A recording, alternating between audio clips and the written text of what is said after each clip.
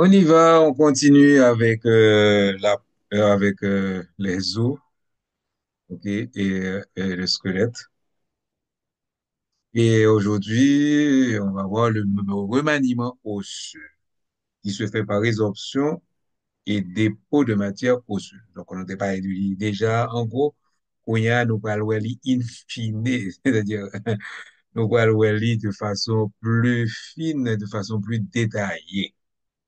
OK? Donc, le remaniement osseux se fait par résorption et dépôt de matière osseuse.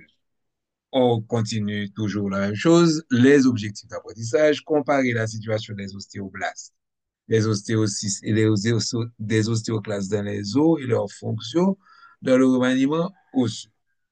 Expliquer de quelle façon s'effectue la régulation du remaniement osseux par les hormones et les forces mécaniques. Donc, nous avons hormones déjà dans la croissance de l'os, nous parlons hormones et forces mécaniques dans le remaniement osseux. Après que nous finissons cellules qui rentrent en jeu. Comme on vient de le voir, le tissu osseux est très actif et dynamique et de petits changements dans l'architecture de l'os se produisent continuellement. Chaque année, on remplace 5 à 10% de notre squelette, lequel est donc totalement remplacé à peu près tous les 10 ans. L'os spongieux est remplacé environ tous les 3 ou 4 ans et l'os compact environ tous les 10 ans. Normal, lipidu. OK? Ce renouvellement est essentiel parce que si l'os reste longtemps en place, le calcium cristallise et devient plus friable. Donc, pour un poudre, créant ainsi des conditions propices aux fractures. Chez grand monde, le dépôt et la résorption, le retrait de matière osseuse ont lieu principalement à la surface du périoste. À eux deux, ces processus, c'est-à-dire à eux deux, vous parlez de dépôt et résorption. Donc, à eux deux, ces processus de dépôt et de résorption constituent le remaniement osseux. Le remaniement osseux, ou péduso et ou remplacé. Celui-ci est coordonné par des paquets d'ostéoblastes, d'ostéoclastes adjacents qui répondent aux signaux des hormones et des ostéocytes sensibles à la tension et au stimulus mécanique, ok, que nous avons évoqué brièvement. Donc, si vous cherchez dans YouTube, le remaniement osseux, vous pouvez utiliser des belles petites animations, capotron, ok, c'est justement ces paquets d'ostéoblastes et d'ostéoblastes. Cependant, le remaniement n'est pas uniforme. Il va faire même déjà tout côté. Par exemple, la partie distale du fémur, l'os de la cuisse, est entièrement remplacée tous les 5 ou 6 mois, alors que la diaphyse est modifiée plus lentement. Kounya nous fin fait introduction comme d'habitude. Maintenant, on va voir la première partie qui est la résorption osseuse. OK? La résorption osseuse, comme nous l'avons vu, la résorption osseuse est assurée par les ostéoclastes. Il s'agit de grosses cellules multinucléées. Les ostéoclastes multinucléées, qui est plusieurs noyaux, les ostéoclastes se déplacent à la surface de l'os en dégradant la matrice osseuse. Et ils fait trou, cause des dépressions ou des sillons. Le bord ondulé, ma constitution, j'ai ostéoclaste encore, il était un bord, le bord ondulé. Voici mon jeune schéma là pour nous. Bien rapide, bien rapide, bien rapide. Bon, bah, c'est fait rapide. Non, nous, on passe le schéma. On se rappelle, voilà, le bord ondulé. Donc, nous avons l'ostéoclaste et nous avons un bord ondulé. OK? Donc,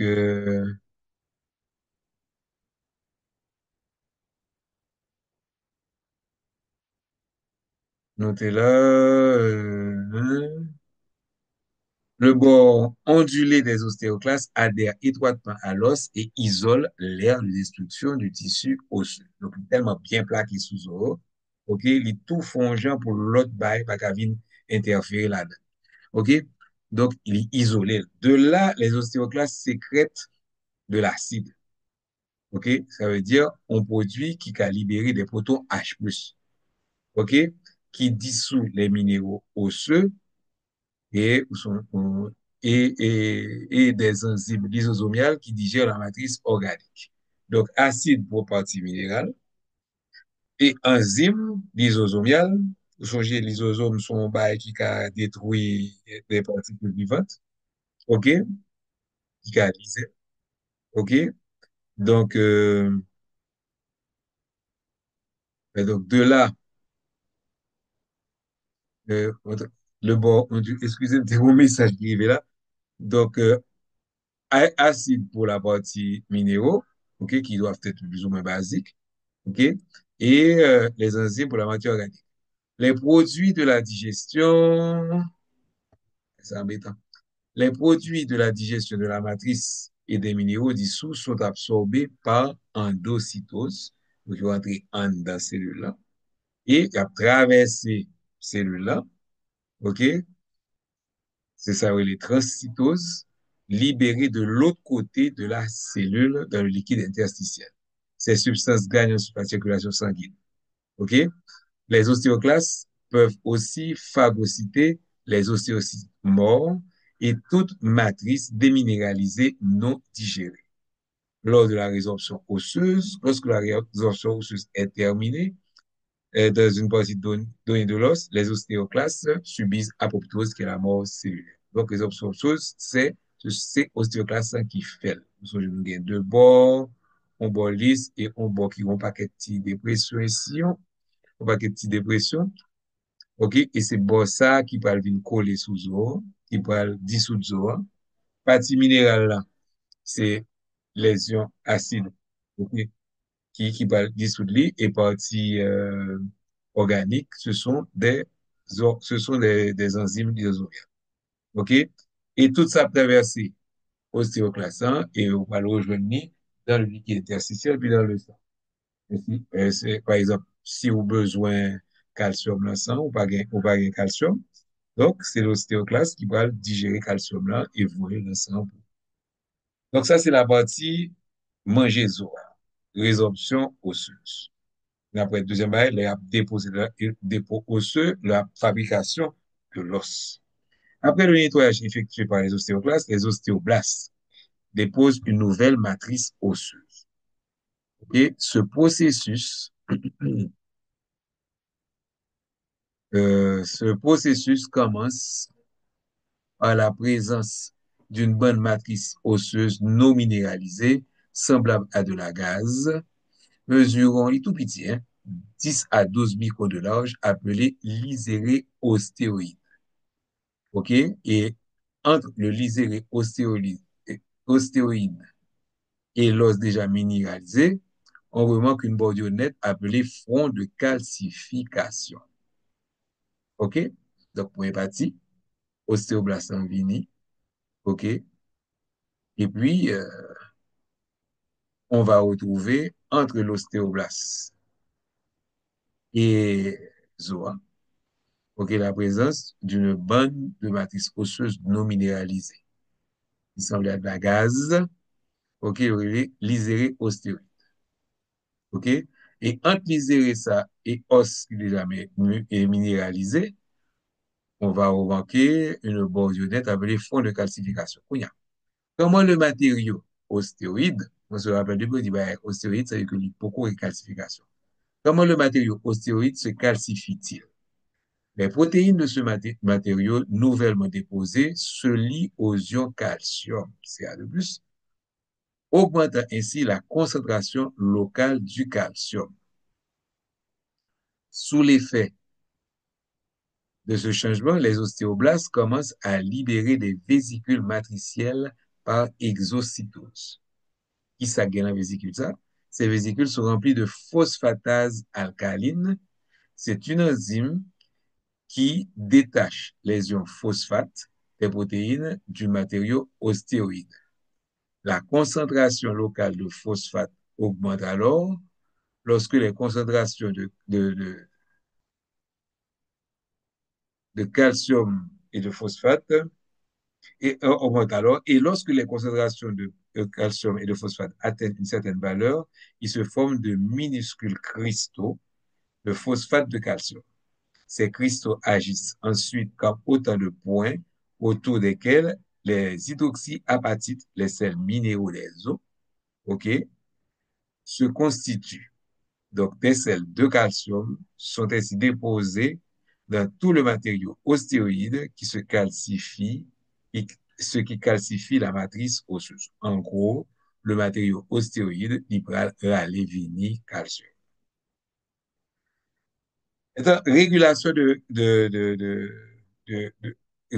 du maniement, du remaniement osseux, OK? Donc, parce que, faut le pas former trop d'eau, faut le pas digérer trop, OK?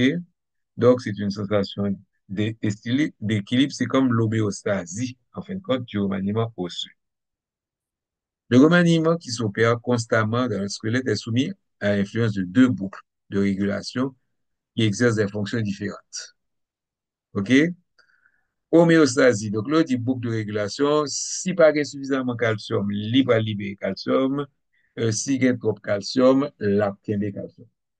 OK? Exemple. Homéostasie du calcium. Le processus de régulation hormonale par rétroinhibition repose sur la parathormone et qui maintient l'homéostasie du calcium dans le sang. Donc, rétroinhibition, c'est ça me saute dire. Ou pas gain calcium, parathormone, faut faire mettre le calcium dans le sang. OK? OK? Quand il y a le taux calcium augmenté, automatiquement, OK, parathormone, l'augmentation du taux du calcium va forcer diminution sécrétion de parathormone. C'est ce qu'on appelle la rétroinhibition. OK? C'est-à-dire, le processus qui était fort sécréter une substance, il vient diminuer par l'accumulation de substances, OK, dans le sang. C'est ce qu'on appelle une rétroinhibition. Et ça maintient l'homéostasie du calcium.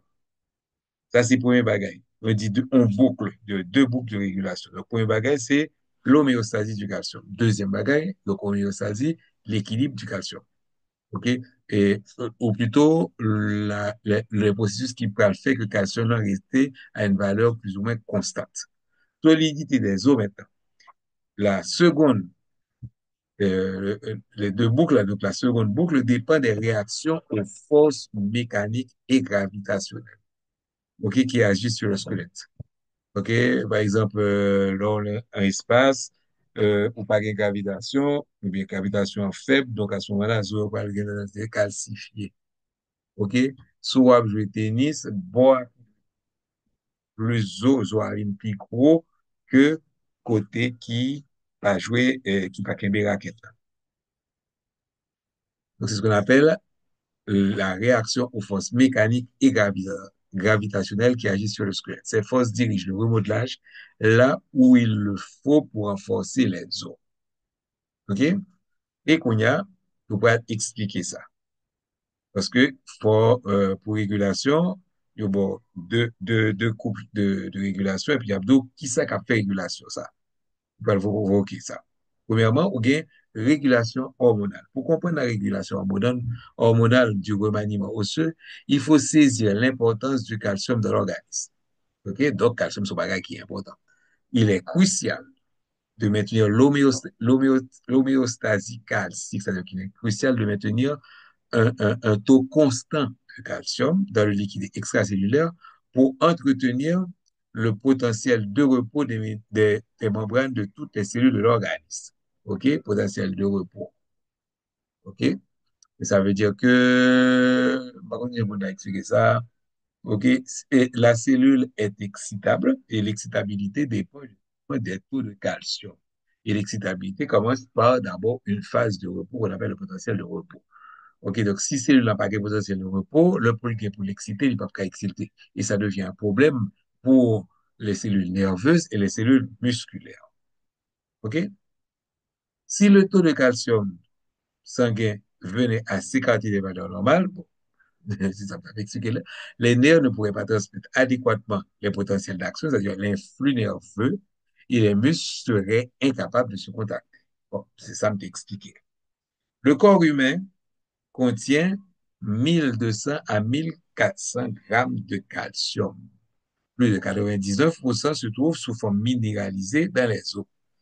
9% 0,9% à l'intérieur des cellules et moins de 0,1% dans le liquide extracellulaire. Les hormones participent à la gestion des stocks de calcium, soit en le mettant en réserve dans les os des dépôts, donc c'est sous forme de dépôt, soit en le retournant dans la circulation sanguine, c'est ce que fait la résorption, pour maintenir l'homéostasie calcique dans le liquide extracellulaire. Le sang contient moins de 1,5 g de calcium et la boucle de régulation hormonale maintient normalement la concentration de calcium ionique sanguin dans un intervalle très étroit, c'est l'homéostasie, entre 2,2 et 2,2-2,7 millimoles par litre.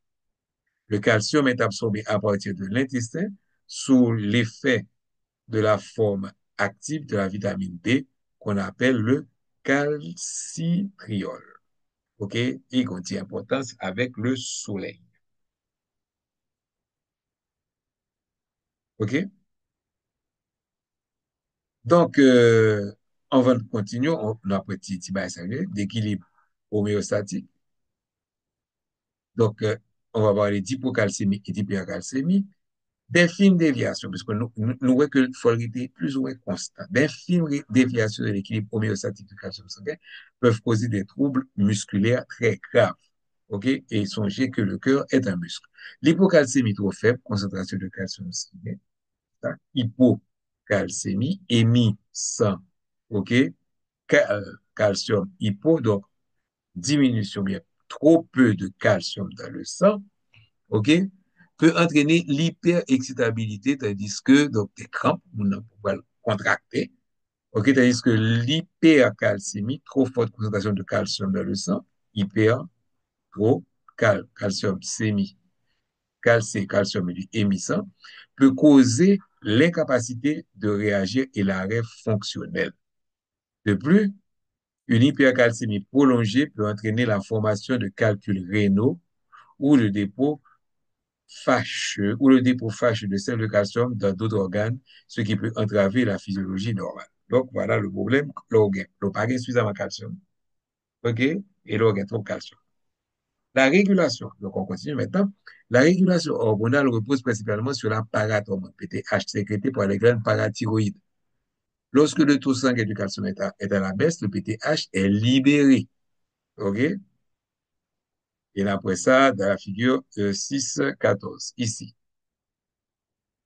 L'augmentation de la concentration de PTH stimule la résorption osseuse avec pour conséquence la libération de calcium dans le sang. Il ne faut pas gagner trop de calcium dans le sang maintenant. La stimulation des ostéoclastes par la PTH est indirecte. Diverses cellules, par exemple les ostéoblastes, répondent à la sécrétion de la PTH en produisant une autre protéine qui a un nom barbare qui est les RANK, RANK-L, qui, elle, stimule la formation et l'activité des ostéoclastes. Quand la concentration du calcium, donc là, on parle de hydrocontrôle là, quand la concentration du calcium sanguin augmente, le stimulus à l'origine de la libération du PTH prend fin. La diminution de la concentration du PTH produit l'effet inverse et entraîne une baisse du taux de calcium dans le sang. La régulation hormonale tend à conserver l'équilibre homéostatique en maintenant la concentration de calcium sanguin plutôt qu'à réserver le squelette résistant ou en bon état. Autrement dit, il est plus important pour gagner une calcémie et correct l'ensemble, pour gagner calcium l'enzo. Donc, si qu'on a choisi entre avoir une bonne contraction musculaire, avoir une bonne conduction nerveuse, la plutôt pour ça, même si ça se fait au détriment d'un bon squelette, d'un squelette résistant ou en bon état. Et ça, déjà, ouais, il a commencé d'ouvrir une petite fenêtre sur l'ostéoporose. OK? Les ostéoclastes ne tiennent pas compte de l'âge de la matrice lorsqu'ils sont activés. Ils dégradent à la fois de la matrice ancienne et de la matrice récente. En effet, si la concentration de calcium sanguin reste trop basse pendant une longue période, les os peuvent se déminéraliser au point de ne laisser paraître de grands espaces vides. OK? Donc, nous reviendrons sur la régulation du calcium au chapitre 16 et puis aussi quand on parlera de l'ostéoporose. On a cru un temps qu'une autre hormone, la calcitonine, produite par les cellules parafolliculaires de la glande thyroïde, bah, écoute, bah, tu as notre thyroïde, hein. Les cellules parafolliculaires de la glande thyroïde régulaient également le taux de calcium sanguin. Cependant, chez l'humain, le rôle de la calcitonine reste à élucider. Parce qu'au taux normal, ses effets sur l'homéostasie du calcium sont négligeables. OK? Donc, vous déjà, ouais, à moins que bagaille ait changé. Donc, on déjà, ouais, que le monde commence à faire ostéoporose, on commence à grand bonhomme, on a fait auto, on dit, ouais, manger calcitoline, boire calcitoline, c'est pas sûr que ça marche. Donc, si vous monde qui a d'autres études qui prouvent que calcitoline là, font bagaille, je vous attends. OK? Donc, calcitonine pour combattre l'ostéoporose, pour combattre l'arthrose, d'après ça, livre dit là, yo, pas sûr que ça marche. Par contre, lorsqu'on administre des doses pharmacologiques, donc ça veut dire anormalement élevées, la calcitonine va abaisser effectivement de manière temporaire le taux de calcium dans le sang. Plusieurs autres hormones interviennent également dans la résorption et le dépôt osseux en stimulant ou en inhibant l'activité des ostéoclastes. Comme la PTH, les glucocorticoïdes, hormones du cortex surrénalien et la vitamine D stimulent indirectement l'activité des ostéoclastes en augmentant la synthèse du fameux RANK-L et en diminuant la synthèse de son antagoniste qui est l'ostéoprotégérine. OK? L'ostéoprotégérine. Les hormones sexuelles, elles, ont l'effet inverse. Elles augmentent la synthèse de l'ostéoprotégérine. Donc, ça, c'était la régulation hormonale. Bien, nous parlons la régulation par sollicitation mécanique. Mais en voit ça, on regarde le schéma. Donc, ce schéma parle de quoi? Régulation du taux du calcium sanguin par la parathormone. Donc, ici, nous avons donc la parathormone. OK? Et là, l'horizontale, pas de problème. Concentration normale du calcium entre 2,2 et 2,2 et 2,7 millimoles par litre. Donc, ça va, il y a en équipe. Si on va qui fait et qu'on a une chute de la concentration de calcium, cette chute de la concentration de calcium, on va voir la réaction de la glande thyroïde, ok, en particulier les glandes parathyroïdes qui peuvent libérer la parathormone. Donc, automatiquement, la concentration de la parathormone peut augmenter dans le sang et il va activer les ostéoclastes, ok, et de façon indirecte, ok, vous savez, il était écrit là, c'est de façon indirecte, ok, parce que diverses cellules, par exemple les ostéoblastes, ils vont sécréter le RANK L qui lui-même va provoquer ok, l'activité de la formation de l'activité des ostéoclastes. Ils même, ils vont voyer calcium dans le sang et équilibre va le retourner et automatiquement la sécrétion de la parathormone va diminuer. Bon. Régulation par sollicitation mécanique. Le second mécanisme de régulation du remaniement osseux, soit la réaction des os, sollicitation mécanique, traction des muscles et à la force gravitationnelle, vise les besoins du squelette lui-même. OK? Tandis que régulation hormonale, ce n'est pas simplement pour le squelette. C'était surtout pour que il y ait un taux constant de calcium. Et ça peut se faire au dépend du squelette. C'est-à-dire que la régulation par sollicitation, ça, c'est pour le squelette spécifiquement. OK? Donc, vise les besoins du squelette lui-même puisqu'il renforce les os aux endroits où ils subissent de fortes contraintes. On sait maintenant que la force gravitationnelle influe sur la structure osseuse. Ainsi, les astronautes qui vont dans l'espace, OK, perdent 0,5% de leur masse osseuse par mois passé dans l'espace. Alors, d'après la loi de Wolff, ah, bien, voilà, physique, belle bague. D'après la loi de Wolff, la croissance ou le remaniement des os se produisent euh, en réaction. Vous mettez où la croissance ou le remaniement des os, on aurait dû mettre se produit parce que nous mettez où c'est l'un ou l'autre. C'est-à-dire que bon, on dit ça, se produit en réaction aux sollicitations qu'ils subissent. Il faut bien comprendre, en premier lieu, que l'anatomie d'un os reflète très précisément les contraintes qui lui sont appliquées. Et ça fait que sous Zoa, ou des gains relief, OK? Par exemple, l'on me tire sous eau, la produit en processus. Donc, par exemple, un os est sollicité chaque fois qu'il doit supporter un poids ou qu'un muscle exerce une traction sur lui.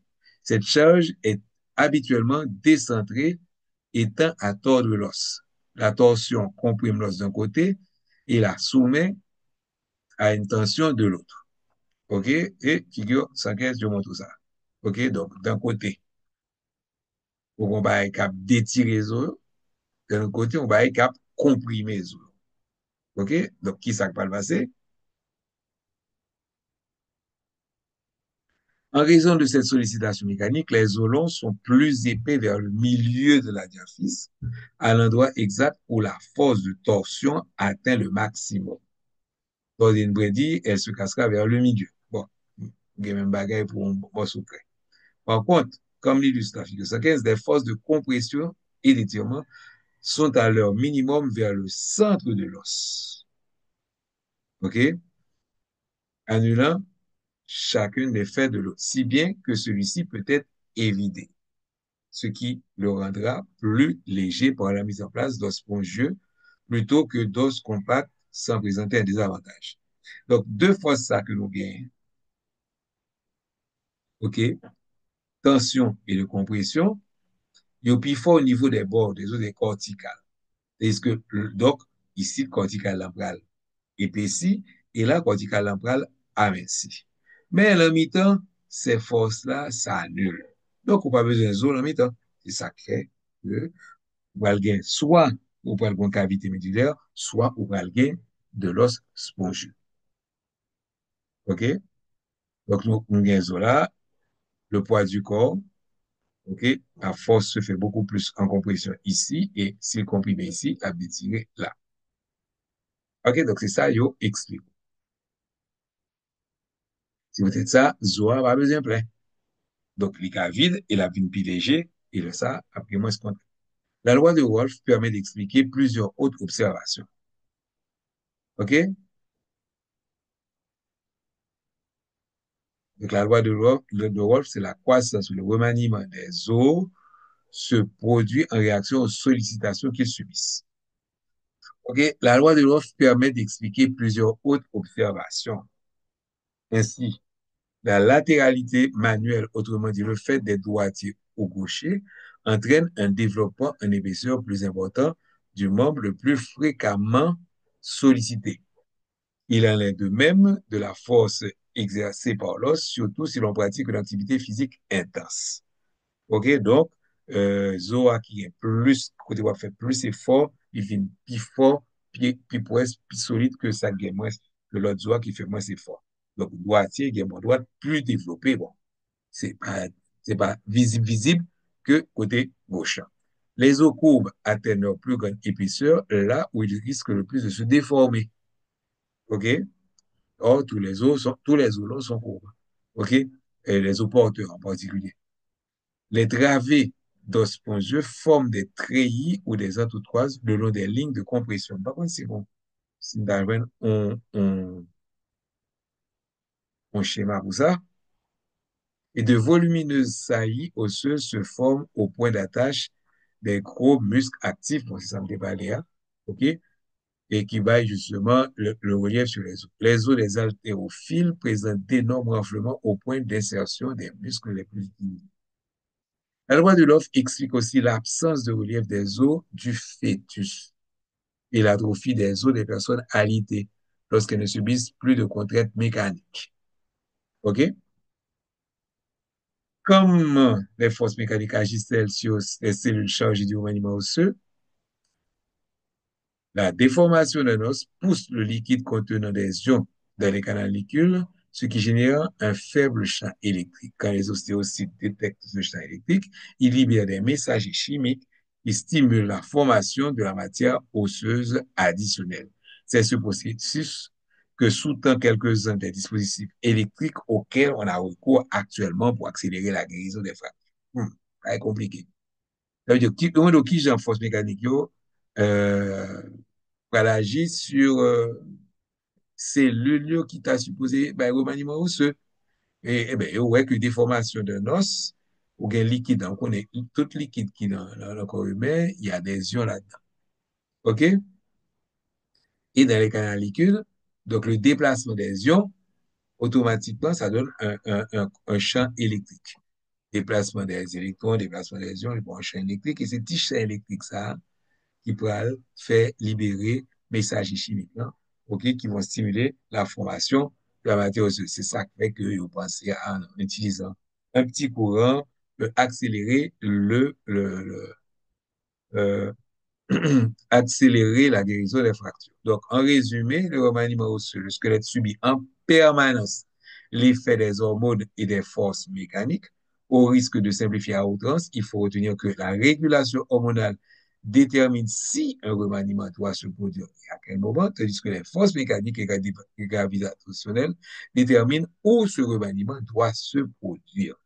Par exemple, si la matière osseuse doit être désintégrée pour faire augmenter la concentration calcique du calcium sanguin, donc la calcémie, il y aura libération de parathormone et les ostéoclastes seront activés. Cependant, ce sont les forces mécaniques agissant sur les ostéocytes qui déterminent quels ostéoclastes seront activés. Ainsi, c'est la matière osseuse des zones où il y a le moins de contraintes et dont on peut se passer provisoirement qui sera dégradée. OK? Donc, ça veut dire là, c'est que sous besoin de calcium, corps là, par sécrété par hormone, mais OK? C'est par hormone qui va agir côté ou moins besoin d'eau. Chez les adultes jeunes et en bonne santé, la masse osseuse totale demeure constante, ce qui indique que, dans l'ensemble, le taux de dépôt et de résorption osseuse s'équilibre. Les taux de dépôt et de résorption osseuse s'équilibrent. OK? Des facteurs environnementaux et génétiques peuvent faire marcher cet équilibre délicat, soit d'un côté de la perte osseuse, soit du côté de la synthèse osseuse. Ce déséquilibre est à l'origine de plusieurs maladies osseuses que nous parlerons plus tard. OK, donc c'est fini pour cette partie. Rendez-vous pour la prochaine, rendez-vous pour la prochaine vidéo. Bye bye.